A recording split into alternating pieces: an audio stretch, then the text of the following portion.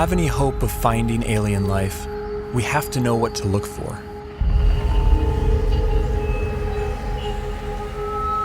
But where do we begin? How do we narrow down a seemingly infinite set of possibilities?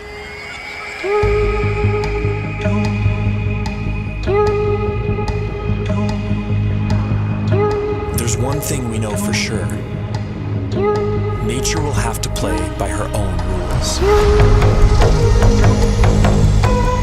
No matter how strange alien life might be, it's going to be limited by the same physical and chemical laws that we are.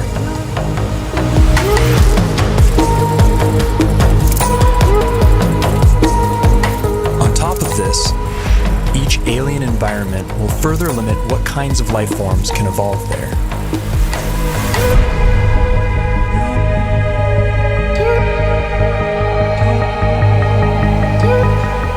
Despite these natural boundaries, the possibilities are staggering to imagine. Trillions of planets, each a unique cauldron of chemicals undergoing their own complex evolution.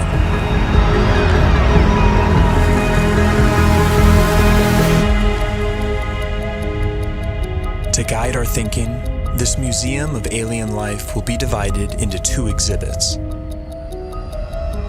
Life as we know it, home to beings with biochemistries like ours, and life as we don't know it, home to beings that challenge our concept of life itself.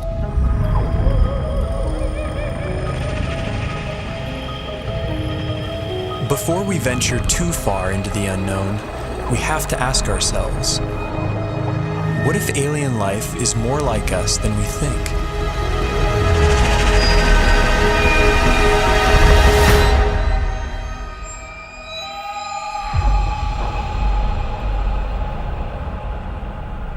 If there's one feature that unites us with the other specimens in this museum, it's carbon.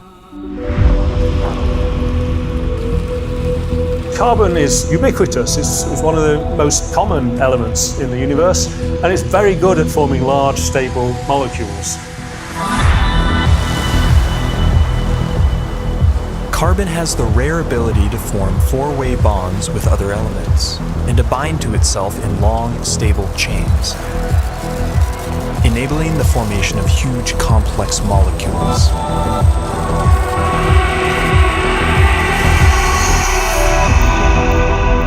This versatility makes carbon the centerpiece in the molecular machinery of life. And the same carbon compounds that we use have been found far from Earth, clinging to meteorites and floating in far-off clouds of cosmic dust. The building blocks of life, drifting like snow through the universe.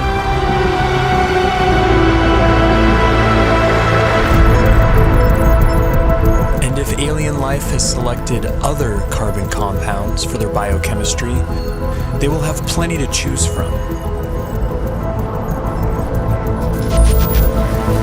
Scientists recently identified over 1 million possible alternatives to DNA, all carbon-based.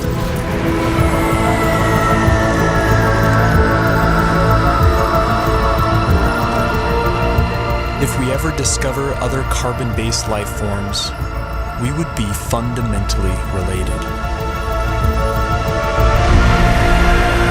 They would be our cosmic brethren.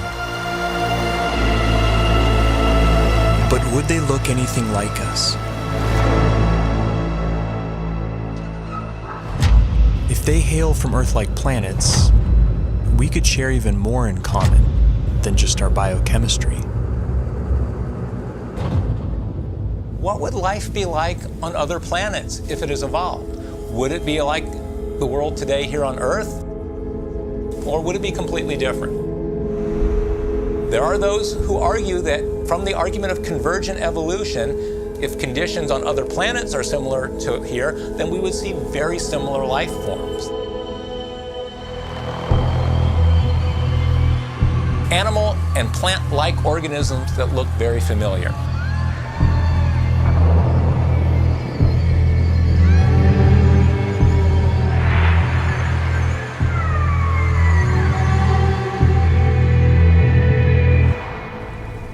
On Earth, certain features like eyesight, echolocation, and flight have evolved multiple times independently in different species. This process of convergent evolution could extend to alien planets like Earth, where creatures face similar environmental pressures. It's no guarantee, but there could be certain universalities of life. The greatest hits of evolution on repeat across the universe.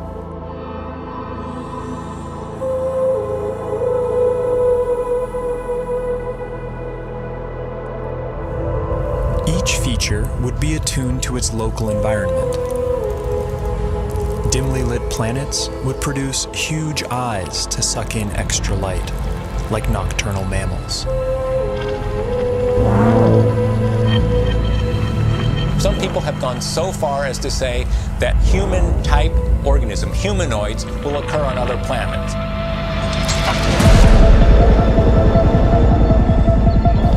The existence of other human-like organisms seems unlikely, given the long, convoluted chain of events that produced us. But we can't rule it out. If just one in every 100 trillion Earth-like planets produced a human-like form, there could still be thousands of creatures like us out there.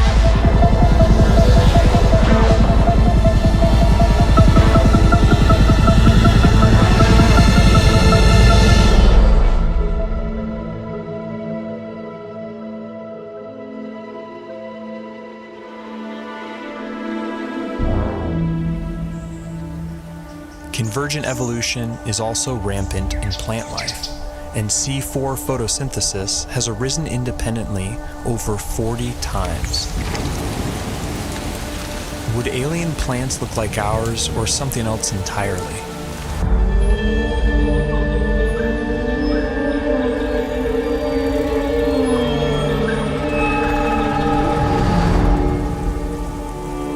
On Earth, plants appear green because they absorb the other wavelengths in the sun's light spectrum. But stars come in many colors. And alien plants would evolve different pigments to adapt to their sun's unique spectrum.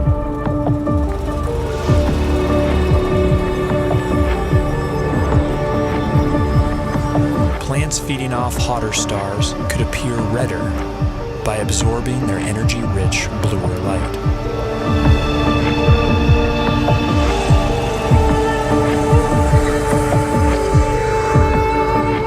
Around dim red dwarf stars, vegetation could appear black, adapted to absorb all visible wavelengths of light.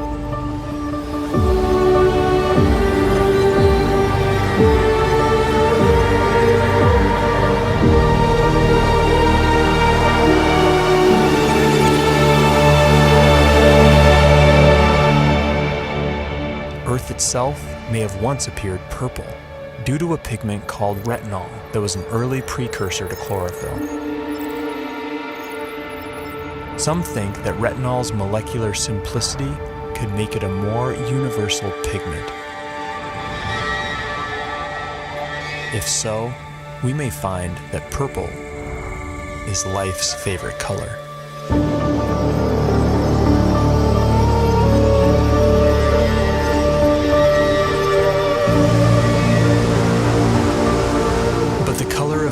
Vegetation is more than just a curiosity. It's chemical information that could be seen from light years away.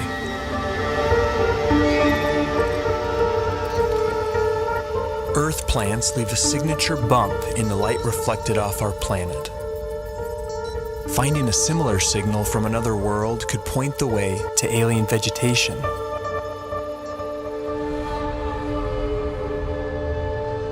Perhaps this will be our first glimpse at alien life, a vibrant hue cast by a distant world.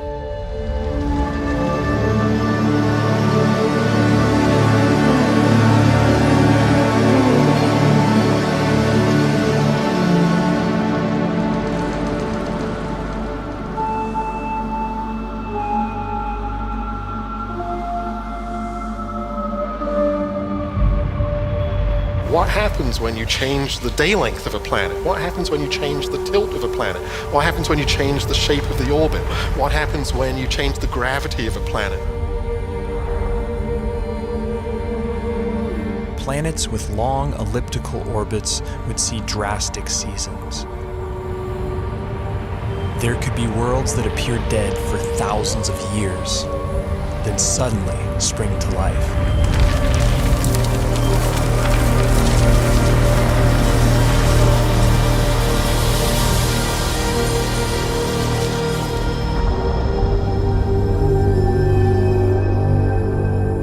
Most of the rocky planets discovered so far have been massive super-Earths.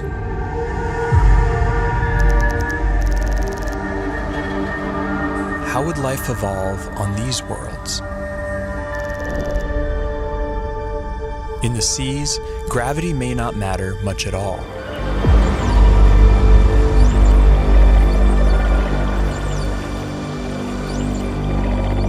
A high-gravity planet isn't high gravity all over. If you're in the sea, and that's where all life starts, there's very nearly no gravity because you're much the same density as the stuff around you. It's when the animals come out on land that they feel the gravity. High G-forces would necessitate large bones and muscle mass in complex life on land. They would also demand a more robust circulatory system. And plant life could be stunted by the energy cost of carrying nutrients under stronger gravity.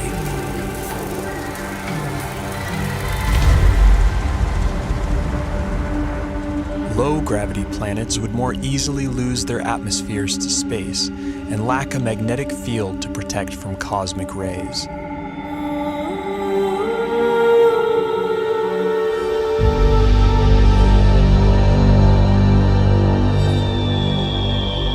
But smaller worlds could be home to secret oases.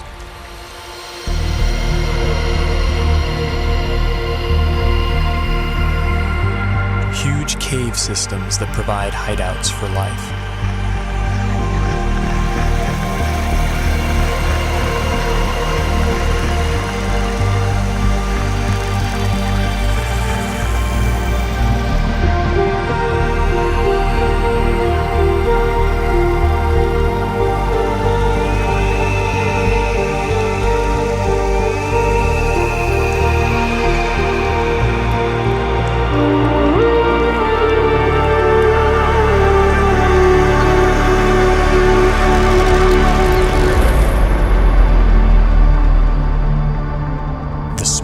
Possible habitable planets are estimated at 2.5% Earth's mass. If surface life does evolve on these worlds, it could be a sight to behold. Plant life could grow to towering heights, able to carry nutrients higher in lesser gravity.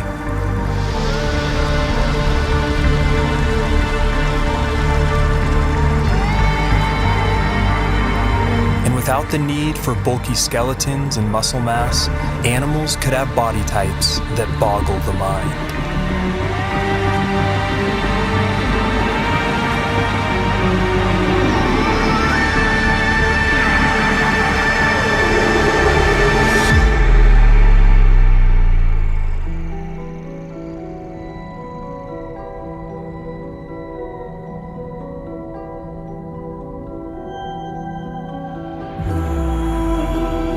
Here on Earth, it took 3 billion years for evolution to produce complex plant and animal life. Simpler organisms are hardier, more adaptable, and more widespread. The largest collection in the Museum of Alien Life would likely be the Hall of Microbes.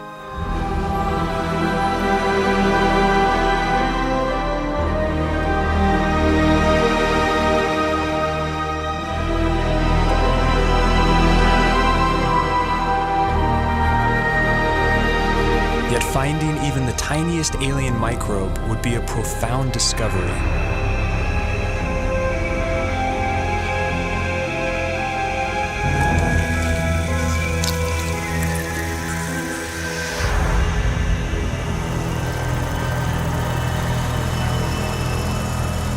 bite-sized life could leave a big footprint. Like stromatolites on Earth, layers of microbes could build up into huge rock mounds over time, leaving behind eerie structures. And in big enough numbers, some alien bacteria could leave a distinct biosignature by exhaling gases that wouldn't coexist naturally, like oxygen and methane.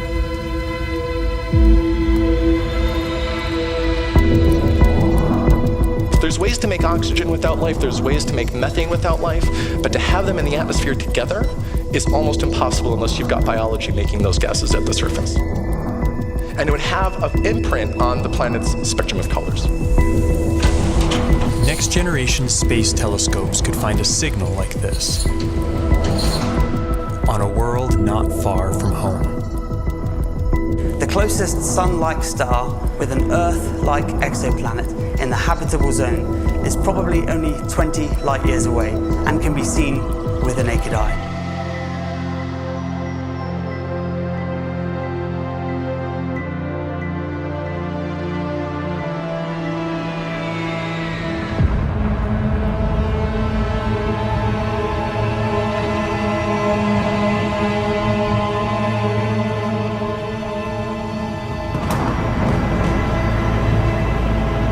Most brown dwarfs are too hot to support life as we know it, but some are just cold enough.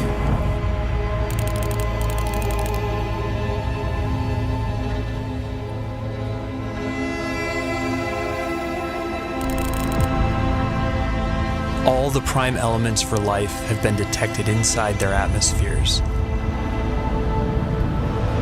And within these clouds, some layers would provide ideal temperatures and pressures for habitability.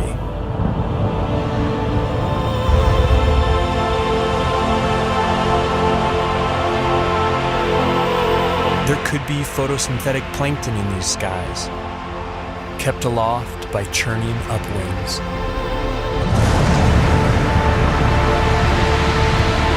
And with enough force, these upwinds could even support larger, more complex life. Predators.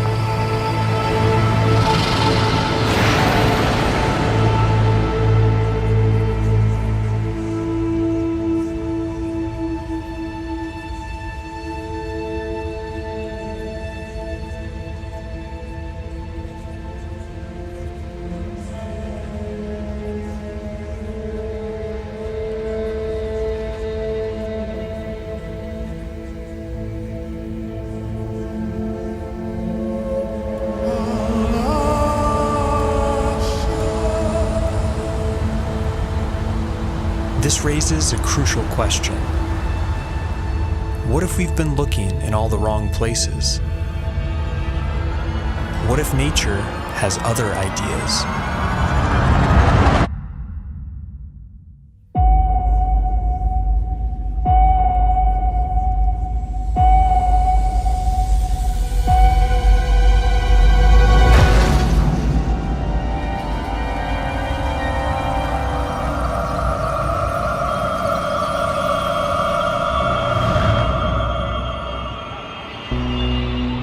Most of the universe is too cold or too hot for liquid water and the biochemistry that supports life as we know it.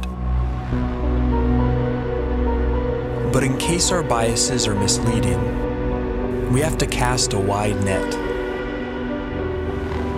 to search for life outside the habitable zone, in places that seem wildly hostile to us.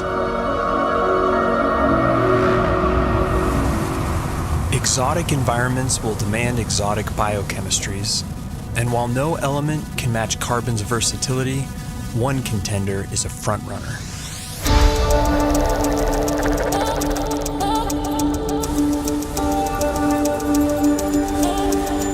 At first glance, silicon seems similar to carbon. It forms the same four-way bonds and is also abundant in the universe. But a closer look reveals that these two elements are false twins. silicon bonds are weaker and less prone to forming large, complex molecules. Despite this, they can withstand a wider range of temperatures, opening up intriguing possibilities. Life based on the silicon atom instead of carbon would be more resistant to the extreme cold, providing a whole new range of weird forms. But silicon has a problem. In the presence of oxygen, it binds into solid rock. To avoid turning to stone, silicon beings might be confined to oxygen-free environments, like Saturn's frigid moon, Titan. Its vast lakes of liquid methane and ethane could be an ideal medium for silicon-based life or other radical biochemistries.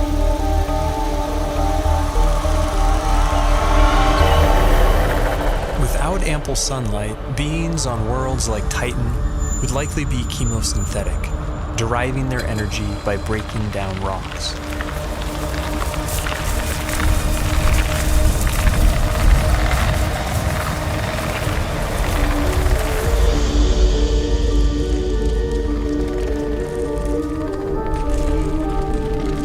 Such life forms could have ultra-slow metabolisms and life cycles measured in millions of years.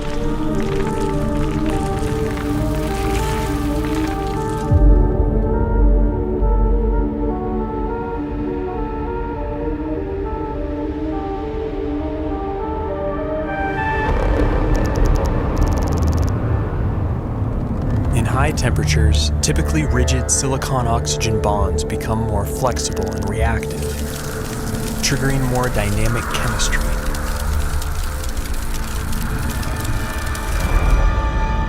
This has led to a truly bizarre proposal: silicon-based life forms that live inside molten silicate rock.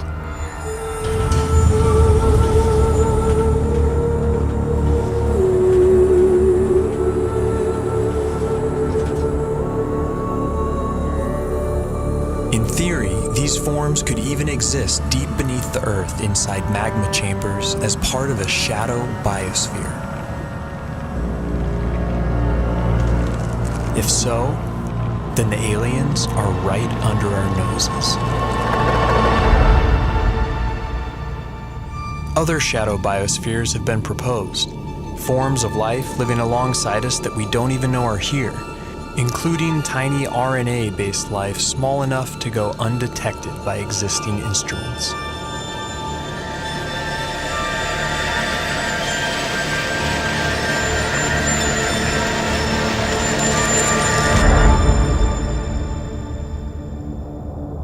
Clouds of dust in empty space might seem like the last place you'd expect to find anything living. But when cosmic dust makes contact with plasma, a type of ionized gas, something strange happens. In simulated conditions, dust particles have been seen spontaneously self-organizing into helical structures that resemble DNA.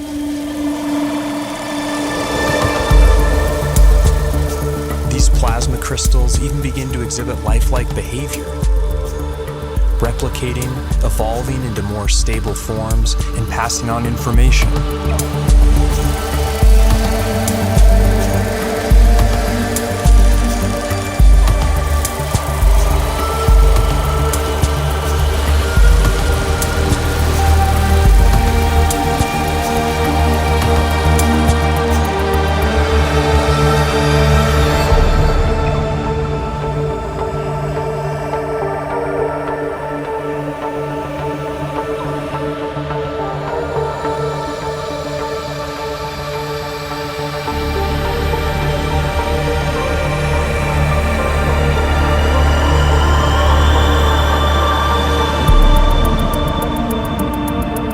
Plasma is the most common state of matter in the universe.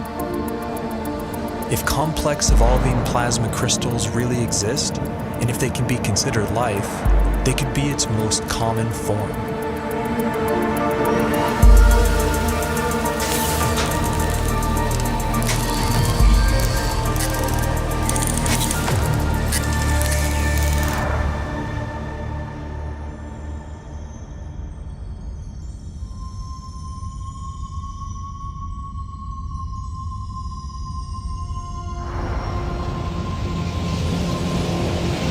massive suns explode, some collapse into ultra-dense cores called neutron stars. Hulking masses of atomic nuclei crammed together like sardines. Conditions on the surface are mind-boggling. Gravity is 100 billion times stronger than Earth's. But beneath their iron nuclei crust lies something strange. A hot, dense sea of neutrons and subatomic particles.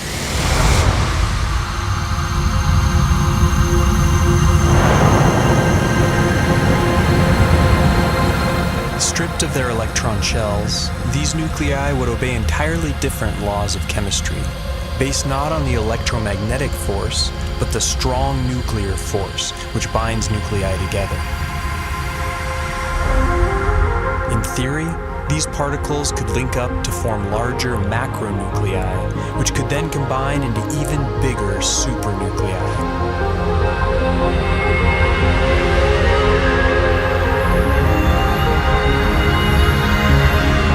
If so, then this bewildering environment would mimic the basic conditions for life: heavy nucleon molecules floating in a complex particle ocean.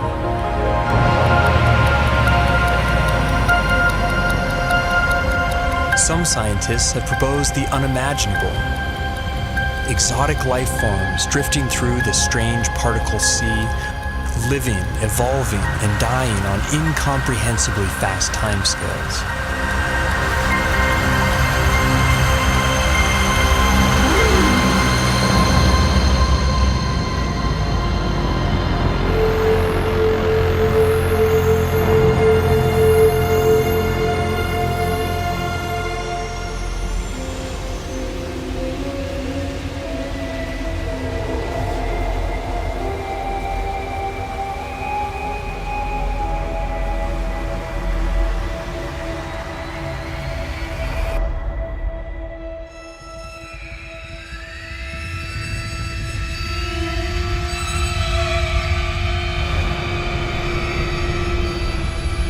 Life is not something that has to evolve naturally. It can be designed.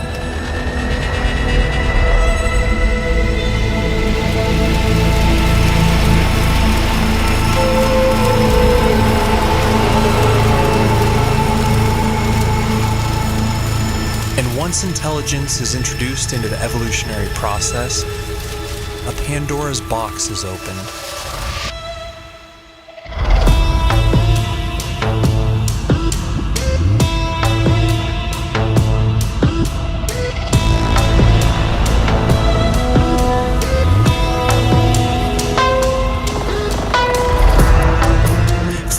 Typical biological limitations, synthetic and machine-based life could be the most successful of all. It could thrive almost anywhere, including the vacuum of space, opening up vast frontiers unavailable to biological organisms.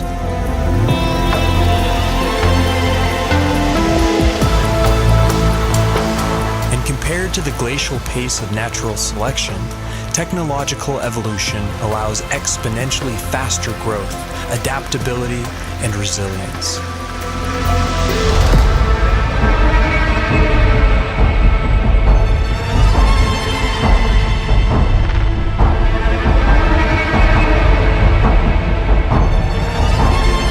By some estimates, autonomous self-replicating machines could colonize an entire galaxy in as little as 1 million years.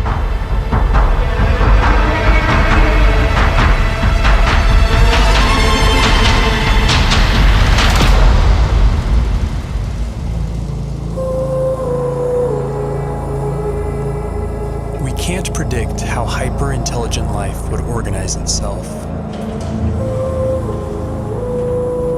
But in theory, there could be convergent evolution at play. The electrical properties of silicon might make it a universal basis for machine intelligence, a redemption for its biological shortcomings.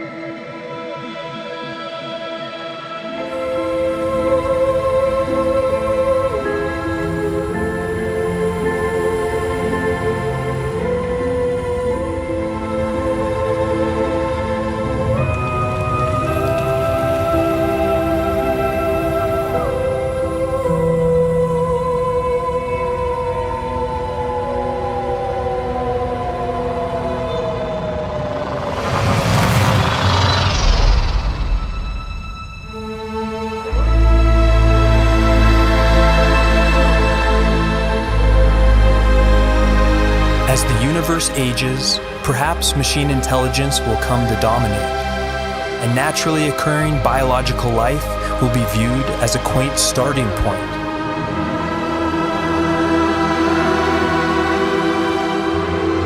Perhaps we ourselves will lead this transition, and the great human experiment will be merely a first link in a sprawling intergalactic chain of life.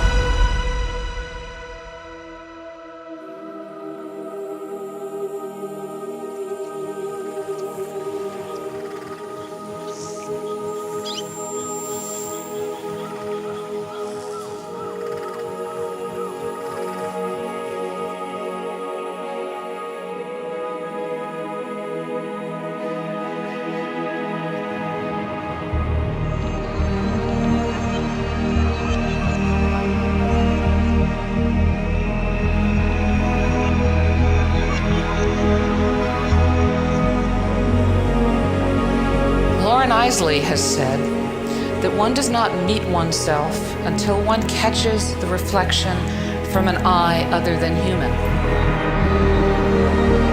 One day that eye may be that of an intelligent alien. And the sooner we eschew our narrow view of evolution, the sooner we can truly explore our ultimate origins and destinations.